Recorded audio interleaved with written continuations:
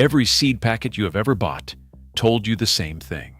Full sun, 6 hours of direct light, bare minimum, or don't bother.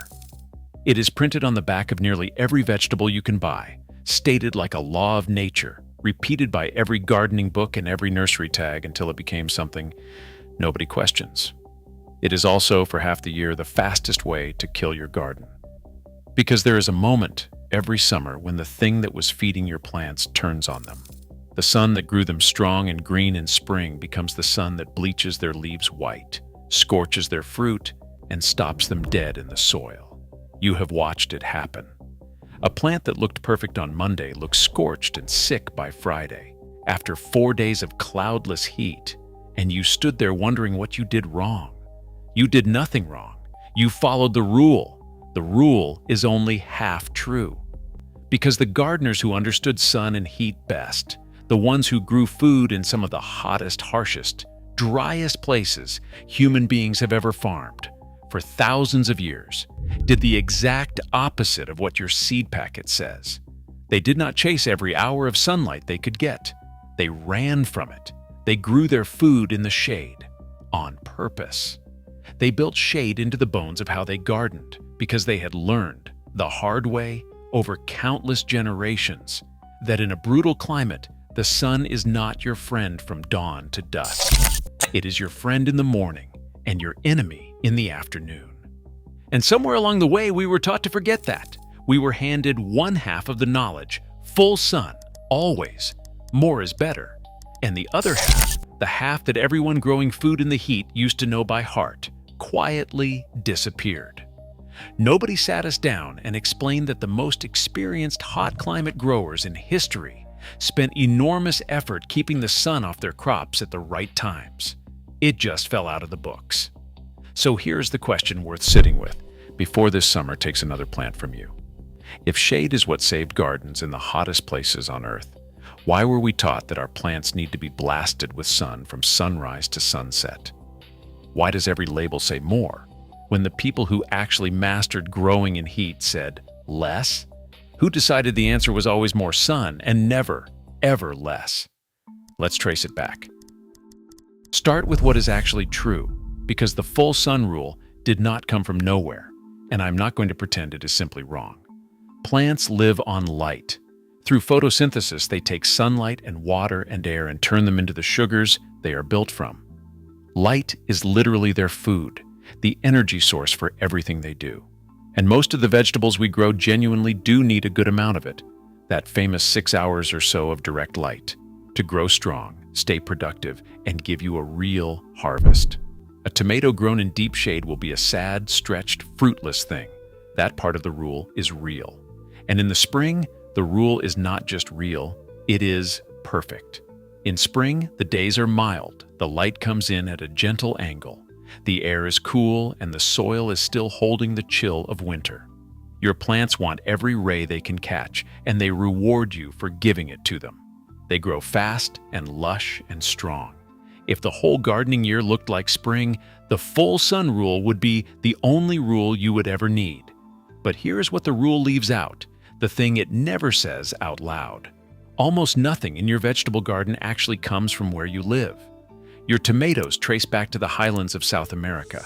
Your peppers, your beans, your squash, your lettuce. Every one of them was shaped over thousands of years in a specific place, under a specific sky, with a specific amount and intensity of sun. And when you take a plant that was built for one climate and grow it through a summer far hotter and harsher than anything in its ancestry, that same sunlight that fed it in spring becomes something it has no defense against. Because there is a threshold, and every plant has one. Up to a point, more light means more food and faster growth. But past that point, and on the brutal days of high summer, the sun blows right past it. The extra light stops doing anything good. The plant is already running its food-making machinery as fast as it can. It cannot use any more. And all that surplus energy, all that radiation pouring down with nowhere to go, stops being fuel and starts being damage. You see the damage first in the leaves. they scald. The tissue facing the sky takes more ultraviolet radiation than it can handle, and the cells start to break down. You get the bleached white and pale yellow patches, the crisped and browning edges, leaves that look almost sun-bleached, like old paper. Then it reaches the fruit. Tomatoes and peppers develop pale, leathery, sunken patches on the shoulders and sides that face the sun directly. Sun scald, a literal sunburn on the fruit. And once it sets in, that fruit is ruined. The cucumber that was pumping out a harvest a week ago is suddenly covered in bleached, dying leaves and going downhill fast. None of this is a disease you can spray away. It is light damage, plain and simple, and no amount of watering fixes it, because water was never the problem. And a scorched plant is a weak plant. Once its leaves are damaged and it is pouring all its energy into mere survival, it becomes a target. Pests can smell a stressed plant. Disease moves into weakened tissue. So the sun damage opens the door, and everything else that can go wrong in a garden comes walking through it. The plant that was thriving becomes the plant that is besieged. And it all started with too much of the one thing the label told you it could never get too much of. But the deepest part of this, the part that genuinely surprises most gardeners when they first hear it, happens where you cannot see it. When the heat climbs high enough, a plant does something drastic to save itself. Its leaves are covered in thousands of microscopic pores, and the plant breathes and releases water vapor through them. On a punishing hot day, to avoid losing more water than it can replace, the plant slams those pores shut, and the instant it does that, it cuts off its own air supply, the carbon dioxide it needs to make food. Photosynthesis grinds to a halt, growth stops, flowering stalls. Your tomatoes stop setting fruit entirely. Sit with what that means. On the hottest, sunniest day of the year, the day the full sun rule says is ideal, your plant is standing out there in blazing light, roots drinking all the water you can give it, and it is making nothing, producing nothing, growing nothing. The factory has locked its own doors and is just trying to survive until the heat breaks. More sun on that day does not give you more food. It gives you a stalled, suffering plant burning through water to stay alive. The rule told you the sun was the goal. On that day, the sun is the problem. Now think about the people who worked all of this out long before anyone had the word photosynthesis or knew what a stomata was. The farmers of the hot, dry world, across the deserts of the Middle East and the American Southwest, around the Mediterranean, through the tropics and the dry highlands. They had no shade cloth, no greenhouse, no science journals, but they had something just as powerful, hundreds and hundreds of years of watching with their own eyes and their own hunger on the line, what lived and what died, and what they learned and passed down and built their entire way of farming around was this: in a harsh climate, you do not give a plant the most sun possible. You give it the right sun, and you shield it from the rest. So they engineered shade into everything they grew. They planted tall crops specifically to shelter shorter, tender ones. The old Three Sisters planting of the Americas did exactly this. The tall corn rising up to cast moving, dappled afternoon shade over the squash and beans growing in its shelter. The whole arrangement a single living system, where the tall protected the small. Across the dry Mediterranean and the Middle East, growers planted their gardens in the broken light beneath grapevines and fruit and olive trees, in the cool shadow thrown by walls and buildings, on the eastern sides of their plots where the soft morning sun reached. But the killing western afternoon sun was blocked. In the great courtyard gardens of hot countries, they trained vines and canopies overhead and grew their tender greens in the filtered green light underneath. They tucked crops into the north side of taller plantings. They used the land, the walls, the other plants, the time of day, everything, to break the force of the midday and afternoon sun. To them, shade was not the absence of a growing condition. Shade was a growing condition, as deliberate and as essential as water or soil. They were not settling for less sun because they had no choice. They were choosing it because they had learned it was the difference between a harvest and a wasteland. And here's the part the seed packet would never tell you, the part that makes all of this so practical for your own garden. When you give a plant shade in the brutal hours, it loses almost nothing. This is the piece nearly everyone gets backwards. People assume that shade means starving a plant of the light it needs, robbing its energy, stunting it. But remember the threshold.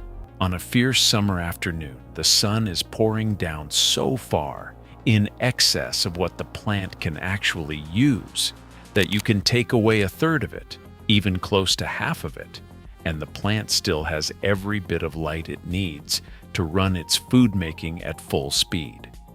You are not stealing its fuel, you are skimming off the dangerous surplus, the part that was only ever going to scald and stall it. The plant keeps making its food in comfort, in the shade, while the unprotected garden next door bakes, bleaches, and shuts down in the open sun. And shade gives you a cascade of other gifts, almost all of them free. Shaded soil stays dramatically cooler, and cooler soil holds its moisture far longer instead of baking dry, so you water less and the roots stay alive and working. Shaded plants lose far less water through their leaves, so they hold up through a dry stretch instead of collapsing into a wilt by noon. And there is a whole category of crops, your lettuce, your spinach, your cilantro, your tender greens, that in summer heat and full sun will bolt straight to bitter, useless seed in a matter of days. But given cool afternoon shade will keep handing you sweet, tender leaves for weeks longer than they otherwise would. Shade does not shorten your growing season. Used with any skill at all, it lengthens it at both ends. Now let me be completely honest with you about the line you have to walk, because this is exactly where the people who oversimplify get it wrong in the other direction. This is not about burying your garden in darkness. It is about the right amount of shade, on the right crops, at the right time. A sun-loving tomato still wants its morning light and a good share of the day's sun. What it cannot survive is the full, raw, overhead blast of a 100-degree afternoon, hour after hour, with no relief.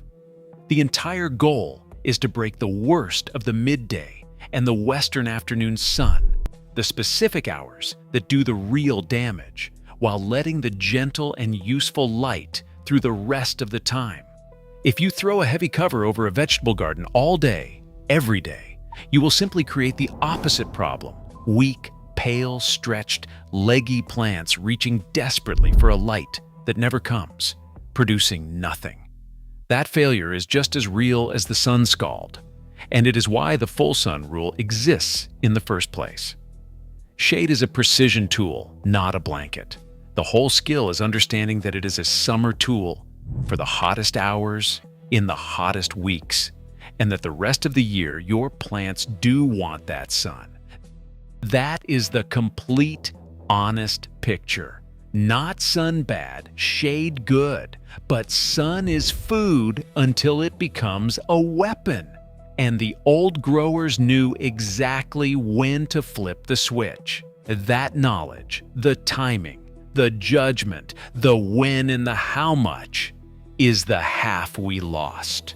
If you want the full method written out, exactly how much shade for which crops, the precise hours and weeks to deploy it, how to read your own garden's sun, and the simple ways to throw shade over a bed without spending $1. That is one of the methods in the field guide I keep for this channel, alongside the rest of the old ways of keeping a garden alive, through heat and drought. It is there if you want everything in one place, but you do not need it to start putting this to work today. So let me give you the bones of it right now. Here is how you put shade to work, starting with the version that costs nothing. The first step is simply to read your own garden with new eyes. Walk it in the late afternoon, in the worst heat of the day, and watch where the shadows already fall. From your fence, your house, your trees, your taller plants. That existing afternoon shade is free protection, and most people never think to plant into it. Put your heat-sensitive crops, your greens and your tender seedlings, on the east side of something taller. A trellis of climbing beans, a stand of corn or sunflowers, a tall tomato cage, so they catch the soft, kind morning sun, and then sit in shadow through the brutal afternoon. Let your sprawling plants, your squash and your melons, run across the soil to shade the ground itself and keep it cool and damp. Work with the shadows you already have before you build a single thing. When you want more control than the garden gives you naturally, you make shade on purpose, and it takes almost nothing to do it. A length of light shade cloth is the obvious tool, but you do not even need to buy that. An old bed sheet, a piece of lath, a section of snow fence, a salvaged window screen, anything that filters part of the sun rather than blocking it completely will do the job. You prop it on a couple of stakes or drape it over a pair of simple hoops on the sun-facing side of the bed, high enough that air still moves freely underneath and open at the sides, because the goal is filtered light and a breeze passing through, never a sealed, stagnant hot box that traps heat and cooks the plants worse than the open sun would. You put it up when the heat wave is coming, you leave it through the worst of the afternoon, and you take it down or pull it back when the heat passes and the gentle light returns. That is the entire art of it. Protection in the killing hours. Full light the rest of the time. Read the day and respond to it, exactly the way the old growers did, just with a sheet instead of a grapevine.